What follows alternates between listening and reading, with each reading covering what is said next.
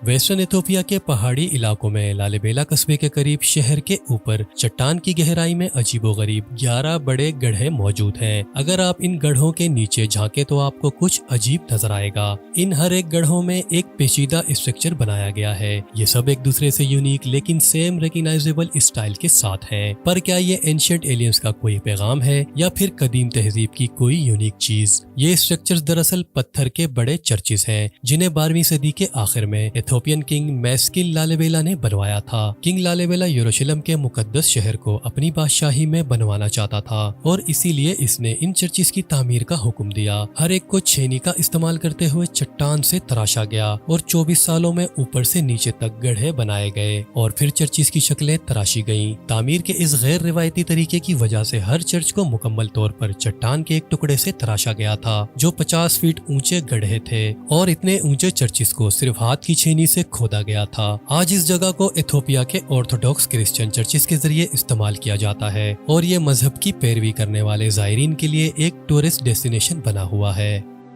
Tomb of the unknown तुर्की के city quorum के करीब एक बहुत बड़ी पहाड़ी वादी है और इन पहाड़ों में एक पुरस्रार रॉक गेट है। मकामी लोग इसे कापिली कयातुम कहते हैं। ये सिर्फ एक दरवाजा नहीं है जो किसी चट्टान पर बना हुआ है बल्कि ये कंप्लीट क्यूब शेप इमारत है। इस अजीबोगरीब गेट के बारे में कुछ मालूम नहीं है सिवाय इस चीज के कि ये गालिबन 2nd सेंचुरी BC में तामीर किया गया था, लेकिन ये इतना कदीम है कि इसके बारे में यकीन से कुछ नहीं कहा जा सकता है। इससे भी ज्यादा हैरानकुन बात यह है कि एक दरवाजे की तरह नजर आने के बावजूद इसे खोलने और इसके अंदर मौजूद चीजों को देखने का कोई रास्ता मौजूद नहीं है। इस दरवाजे पर सिर्फ एक क्लू का इशारा है और वो है इस पर एक इंटरेस्टिंग तहरीर ईसाइकियोस। पर ईसाइकियोस कौन था कोई नहीं जानता और ये एक ऐसा राज है जो शायद हमेशा हमसे छुपा रहेगा और पहाड़ी चोटी पर मौजूद ये दरवाजा हमेशा से एक इसरार में डूबा रहेगा।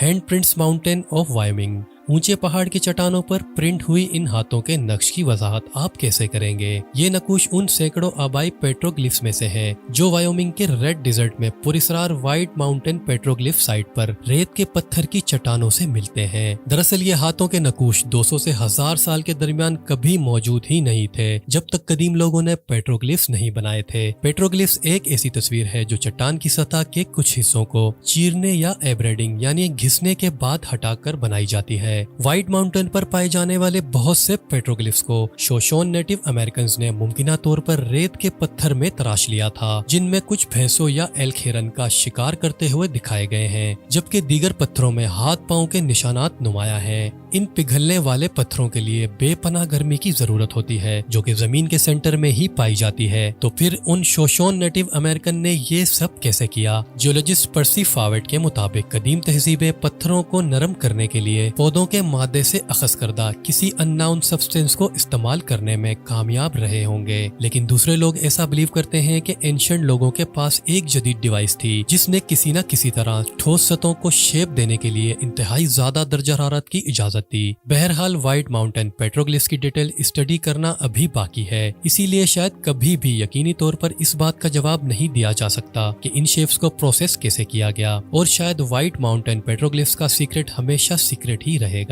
सऊदी अरेबियन कैमल कार्विंग्स 2018 में जब पहाड़ों पर बने इन कैमल कार्विंग्स को डिस्कवर किया गया तब रिसर्चर्स ने ये एस्टिमेट लगाया कि ये 2000 साल पहले क्रिएट किए गए थे, लेकिन एक फ्रेश स्टडी के मुताबिक इन कैमल कार्विंग्स की एज 7000 से 8000 साल पुरानी है। यानी पहाड़ों पर बने ऊंटों के ये निशानात स्टोनहेंज और पिरामिड ऑफ गीजा से भी पुराने हैं। कई सालों से रेत के टीलों ने इन पहाड़ों को छुपा रखा था, लेकिन फिर वक्त के साथ साथ इन रेत के टीलों ने अपनी जगह बदली, तब जाकर ये हैरानकुन पहाड़ पर बने मुजस्मे जाहिर हुए। अभी तक ये वाज़ेह नहीं है कि ये ऊंटों के मुजस्मे पहाड़ पर क्यों तराशे गए थे, लेकिन रिसर्चर्स का ऐसा मानना है कि ये कदीम खाना बदोश लोगों के लिए मुलाकात करने का कोई मकाम हो सकता है। जियोलॉजिस्ट के मुताबिक ये बंजर शहर 7 से 8000 साल पहले ऐसा नहीं था और रेत के अंदर धसे ये पहाड़ उस वक्त काफी ज्यादा ऊंचे थे और इतनी ज्यादा हाइट पर जाकर इतनी मेहनत और कारीगरी से ये कार्विंग्स इन पहाड़ों पर कैसे बनाई गई, ये सवाल अभी तक रिसर्चर्स के लिए एक सीक्रेट है।